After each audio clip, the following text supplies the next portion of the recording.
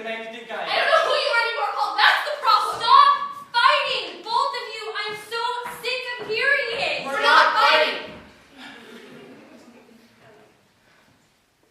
I'm sorry, Case. Me too. There's more. More what? More I have to tell you. I've decided I'm not going to do chemo again. Wait, why not? Were you going to discuss this with me? No, I wasn't going to discuss it with you. And why not? I can't go through that again, Mom.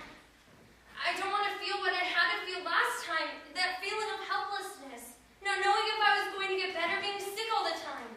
I can't and I won't do that again. So you just want to give up after everything we went through? Well, where the hell did this we come from? We didn't do anything. Casey was the one that had to go through all that, not you. Yes, it was hard for us, but not half as hard as it had to have been for her. So you just want her to give up? Is that what you're saying? No, Well, that's what I'm hearing. I don't... Mom, are you okay? No, I'm not okay. How can you be okay with this? How can you both be okay with this? You're going to die, Casey. I'm going to have to marry my daughter. My daughter. I'm not supposed to marry my only child. No. No, no. Mom, I'm sorry. It's going to be okay. No, it's not going to be okay. Stop saying that. You may be able to accept this, but I can't. She's still my little girl, who I used to read Peter Pan to, who thought she could fly and broke her arm when she tried. I can't accept that after fighting it off, and you want to give into it now. She's not giving into it, Sarah. Were you not there that whole entire year of chemo? Did you not see what I saw? Because I saw my daughter slowly fading from life. I saw her being loaded up with so many drugs that she wasn't even Casey anymore. When our daughter started to cry because she was losing her hair, I held her in my arms. I watched all happiness fade from her eyes. I'm not giving up. And you think I didn't see all of that? No, I don't think you did. Because if you had seen what I saw, you wouldn't be so against it. I would rather see my daughter live out her life happy than go through chemo and be like that again. And so should you. You realize that she's going to die, right? That you will never get to see her again. Do you understand that? You are letting that thing, that cancer win. It's already destroyed my family, and now you want it to take our daughter too. Mom. It's all right, Casey. You let it destroy us, Sarah. You let your hate blind you from what was really happening. All you were worried about was beating it, that you forgot who was fighting it. Yes, I realize that she's going to die. Am I okay with it? What father is ever okay with having their baby girl being taken out of this world? But that's why I would rather remember her like this. Because if she didn't survive the treatment, I would have to live with the memory of her lying there in pain. Because we asked her to do something that she didn't want. It's selfish for us to ask her to go through that if she really doesn't want to. Because for once, this isn't about us. I'm not being selfish. I just want what's best for Casey. And you'll let me do what I want.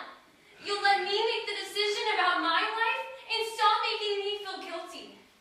I fought so hard for you last time. I'm tired of fighting it. I'm just tired. I'm sorry that you feel that way. I'm sorry that I was trying to keep my daughter alive. Don't twist her words around, Sarah. No, I feel like I'm the only one fighting to keep this family together. I really don't want to talk about this anymore. I'm going to go start dinner. Don't walk away, Mom. Let her go, Casey. No, I won't let her go. This is what she does when something gets difficult. She talks about fighting, keeping this family together, but then she walks away. Maybe you should take your own advice, Mom. Because when your perfect little world isn't so perfect anymore, you walk away. You did it to Dad. It got rough for you and you walked out, Mom. That's what you do. Yet you'll sit there and lecture me about fighting and giving up? You're such a hypocrite. I'm not giving up on my life, Mom. I'm just ready to accept what's going to happen to me.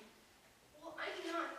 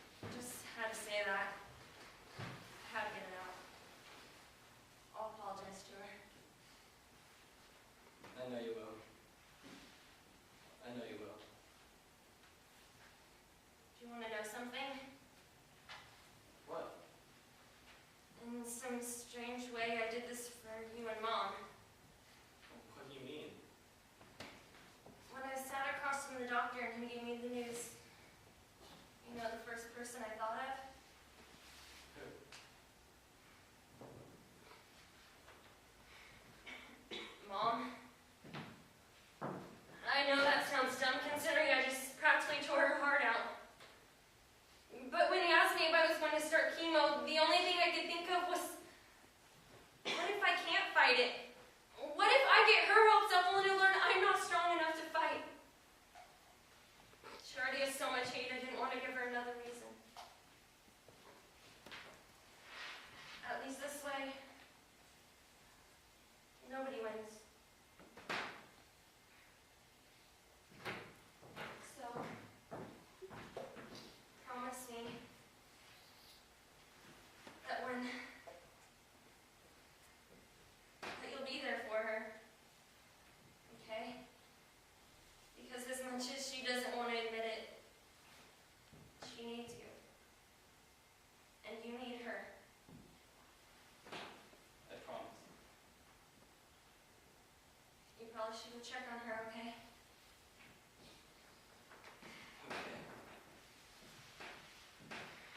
Oh, and Dad, I love you. I love you too, Case.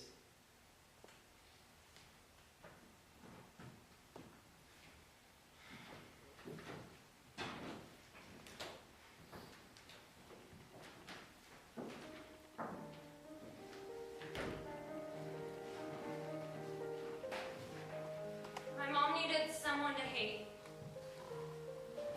Something to blame. I know that all she ever wanted was for me to be happy. And that she loved me. But I guess you could say my mom got a wake-up call that day. We apologized to each other, and from that day on, she didn't let me out of her sight. My parents were there when they admitted me to the hospital for the last time, making sure I was comfortable, bringing me homemade food. My dad searched the attic for 2 days looking for my old Peter Pan book. When he found it, my mom was so happy. She sat at my side reading it to me every night. And then one night, she set down the book and asked me if I could have one wish, what would it be? So I told her. I told her that I wanted to see them happy. Together. That I wanted them to realize how much they needed each other. She told me she would try. For me. For her. For him. And then she leaned over and whispered in my ear, "You have taken care of me. You have fought for me. Now I want you to let go and fly. I want my baby girl to fly away now.